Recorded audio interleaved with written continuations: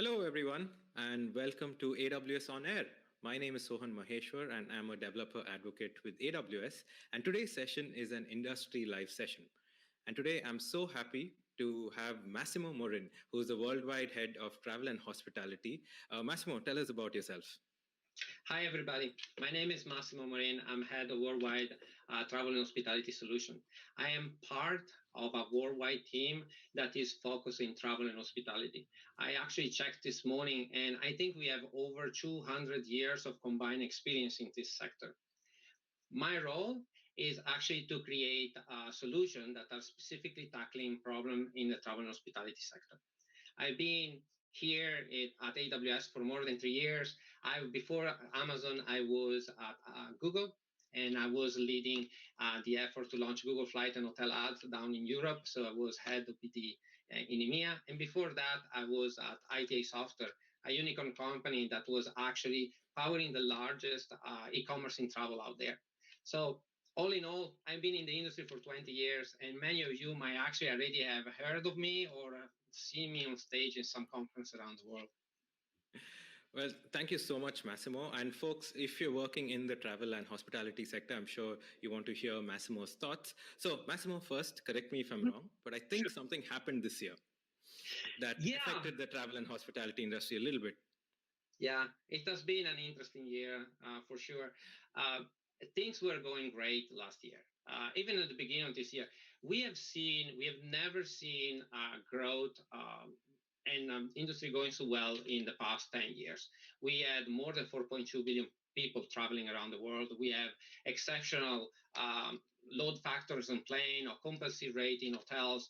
We had a record high revenue and profit. But then, obviously, 2020 had the different plans for us. So we went for a situation in which digital transformation, innovation, personalization, and so forth were becoming a reality. Then we got COVID. And so what happened is that demand dropped, and nobody could travel anymore. So there was a lot of unclarity. It started at the beginning of the year. Here in the US, it came down in around March. And the travel company started worrying. So because they do not have demand, then they started hunkering down and preserving cash, reducing operation, grounding planes, closing down restaurants, hotels, closing down, putting workforce on furlough or on notice. And obviously, especially on the technology side, all this uncertainty were there, and commitments, there was no more commitment. Everybody was scared.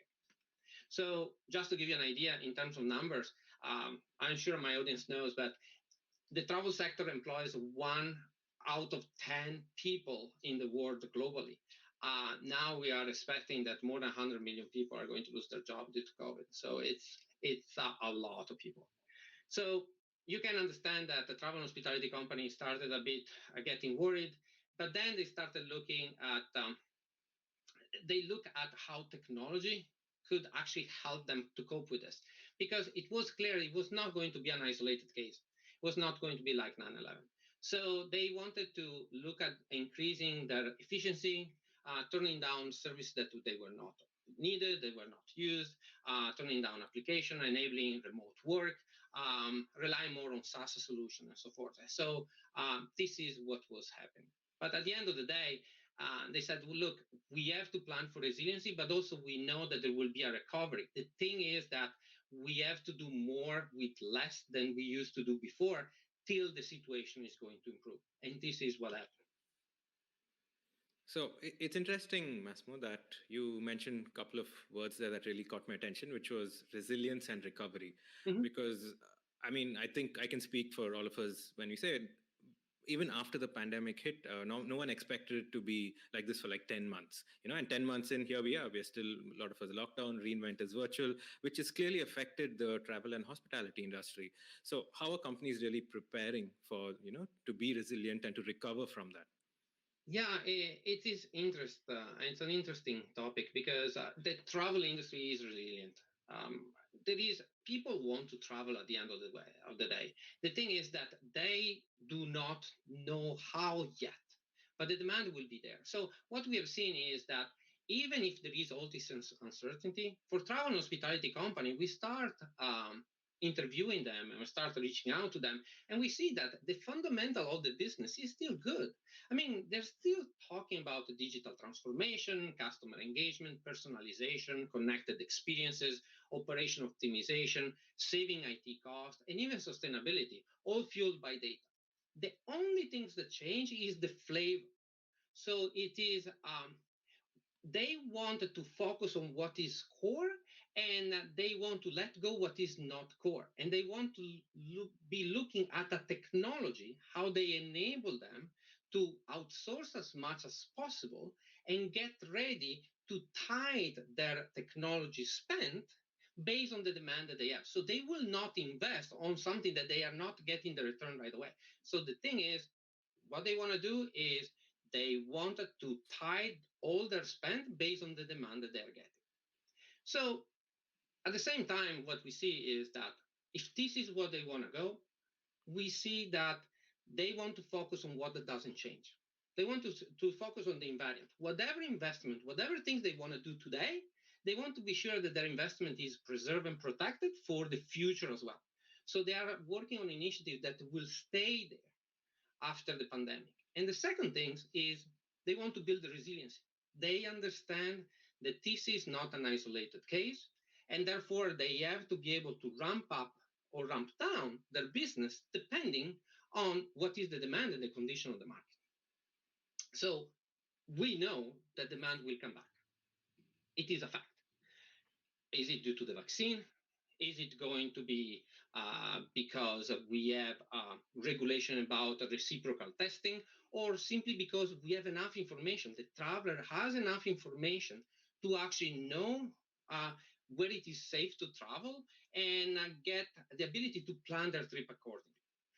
We coded all this in an ebook that is accessible on our website. We titled it Building Resiliency for the Long Run. And we have discussed this actually throughout all the Reinvent yesterday and the day before. We had the CEO of Star Alliance, the largest airline alliance, as well as Wyndham Hotel and Resort, the group CIO, as well as Just Eat Takeaway, the group CTO, that explain how they are building their business for resiliency. It's a very insightful. Please check them out. Yeah. Cool. So, Massimo, I want to ask you a couple of questions on this. But before that, I want to tell our viewers, if you have any questions for Massimo, here's your chance. So you can tweet to us at hashtag AWS on air. You know, like the logo that you see at the bottom, hashtag AWS on air. Tweet to us or just send out a tweet with that hashtag and we will take your questions. We have another 20 odd minutes to go. So, you know, a lot of time to take your questions.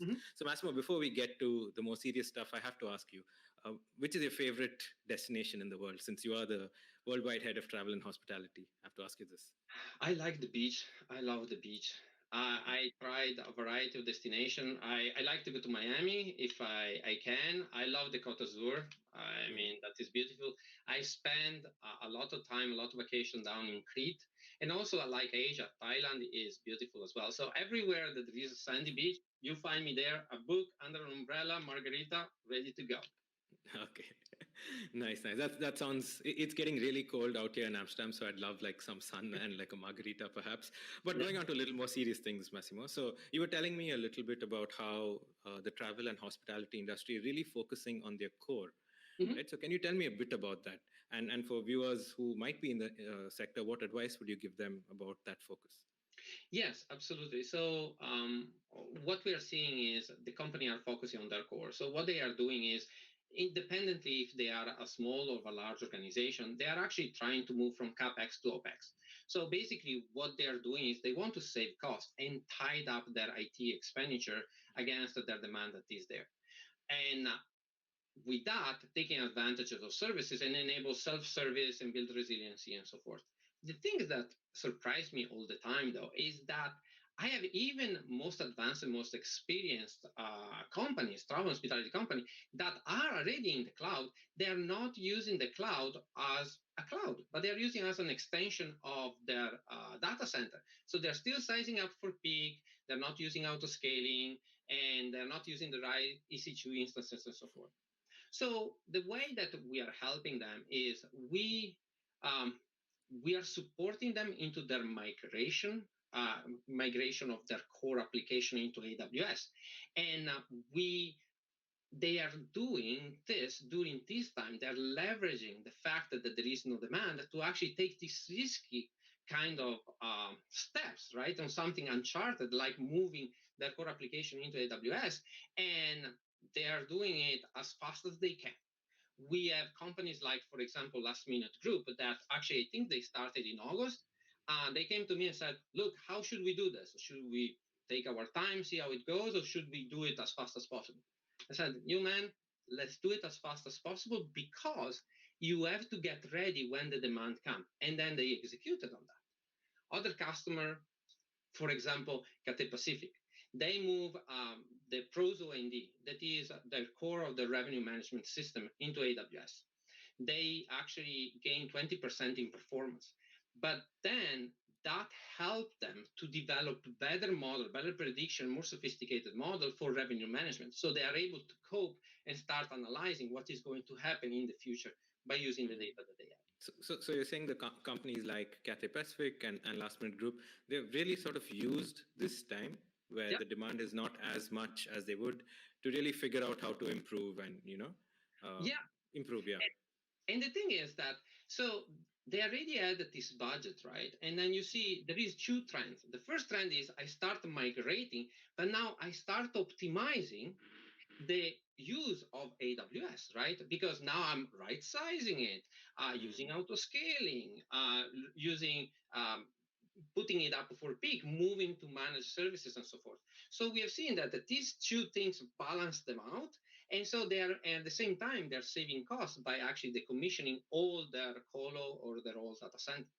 We have, for example, for Melia, that they saw on their website all the traffic completely dropped, disappeared. So they were able, by right sizing, to cut their cost by 58%.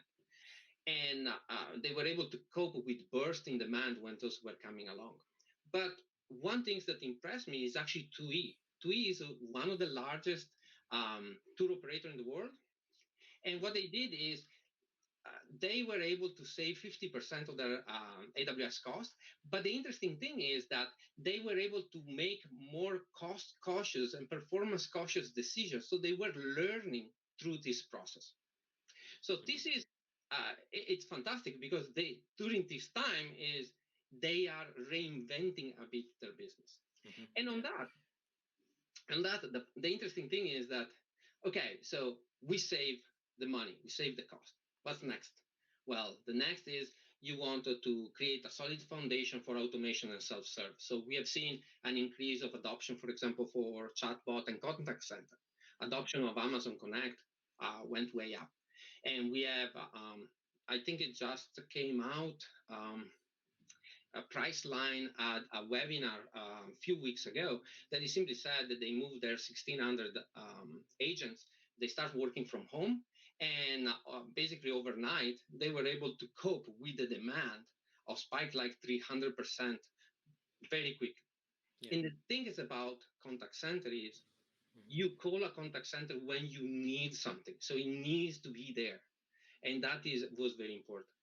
And honestly, that holds up not just for travel and hospitality, right? You can have any business right now disrupted thanks to the pandemic, and thanks to a service like Amazon Connect. And, Andy Jassy mentioned this a couple of days ago in his keynote. People were able to spin it up in their house and scale.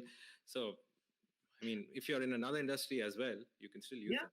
But think about it, a restaurant. The restaurant became from serving customer in their premises into becoming takeaway. So they have to take orders, right, through the phone, or maybe better to have an automated system that automatically created the order and managed the order for you. So that is incredible. And the last thing is they really are looking at reinventing their business. And what do I mean with that? I mean, they are start experimenting. And the first thing that they are thinking is revenue management. For the people that do not know, revenue management is the ability that you have to price the product that you are selling in somewhat real-time way, depending on the demand that you have. But all the pattern that they were using before to determine this model are all out of the window, simply because there is no history. So what they are doing is they are thinking this and says, what is new models, new technology, new real-time ingestion of the data that I can do, that I can use to do this, right? The second thing is rethinking the customer communication and the use of the mobile, right?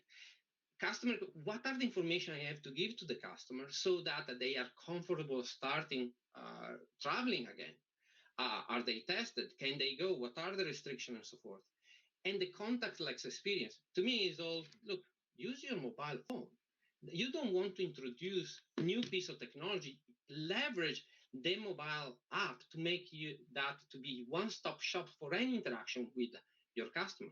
And certainly reimagining your product. What are the products that you push into this time? So this is what is really happening, and it is really exciting. Yeah.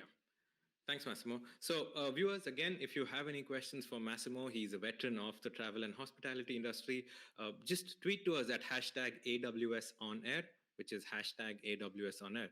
So, I'm going to let you in on a little secret, audience. So, before, when we were doing like a quick rehearsal, Massimo and I actually decided that since we're talking about travel and hospitality and the pandemic, we would take a shot if either of us mentions the phrase in these challenging times or in these unprecedented times. We haven't said it so far, but I'm hoping Massimo slips up and he has to take a shot on screen.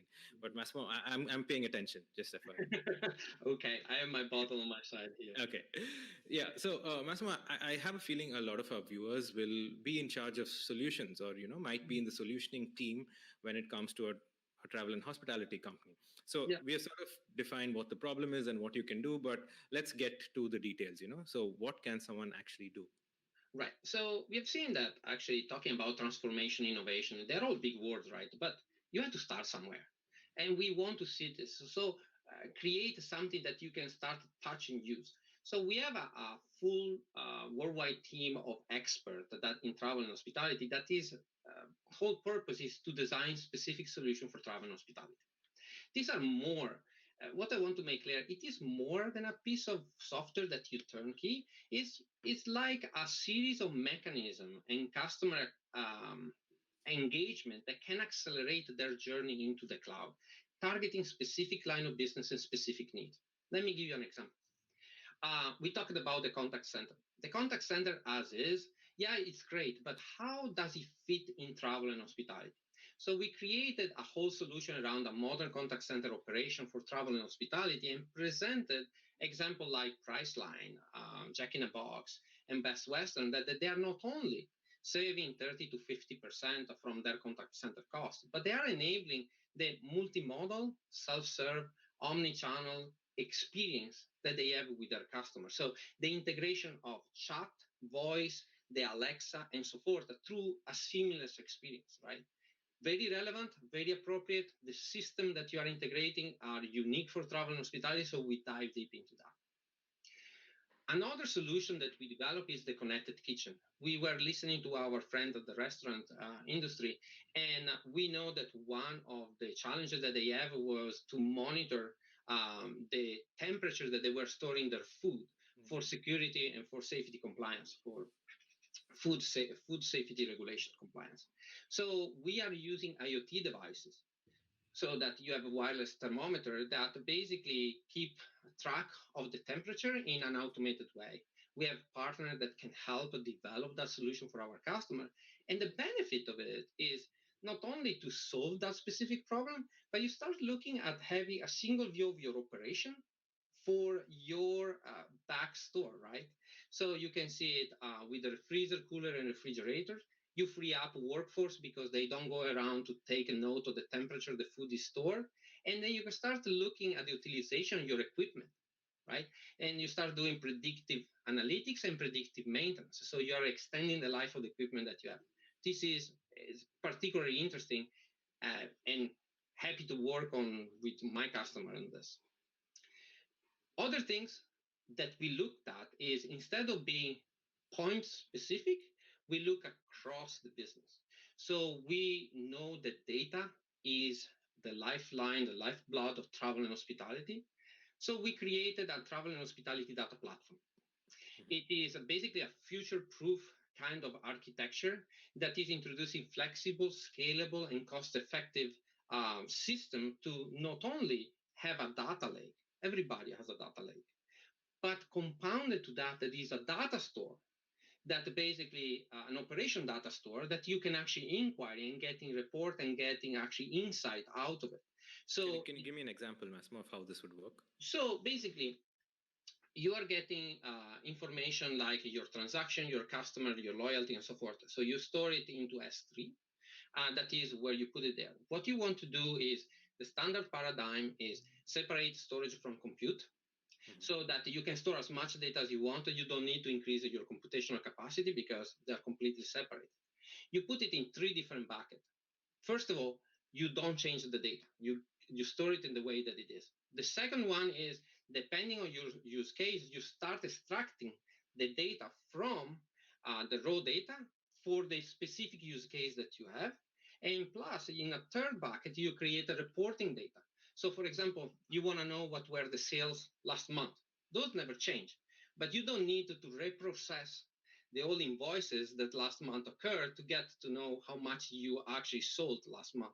So you have raw data, staging data, you have reportable data, and then you have operational data. On that, you can create inquiries. But then, specific to your use case, you can start ingesting in a DynamoDB, for example, to start looking at a customer 360 and start connecting the data so you can actually start getting inquiry into it. And on top of that, we can look actually at analytics and creating something like a digital user engagement. So what are the communication that you start sending out to your customer, with which media, what time, and so forth, and all this kind of things. So these are the things that we create. And the last things that we look at is, as I said, a lot of customers are asking, look, we want to migrate, but where do we start? So we actually did a tailoring, for example, for SAP on AWS for travel and hospitality, tailoring of the migration acceleration program. We actually build expertise for migration of AIMS, PROS OND, maintenance, that are all operational software for airline, for maintenance, obviously, crew management, and for revenue management. And we have examples from Deutsche Bahn, Compass Group, Copa, Qantas, Fly Dubai, and so forth that we can bring to bear. Make sense? Yes, very, very interesting, Massimo. So again, viewers, just a quick reminder, if you have any questions for us, please tweet at #AWSOnAir. We have about 6 minutes to go, so we will answer your questions then. Massimo, just one question. What does 2021 have in store for us? I just want to go on a holiday. Yeah, I mean, 2021 will be an interesting year as well. There is obviously, we are expecting demand to start picking up.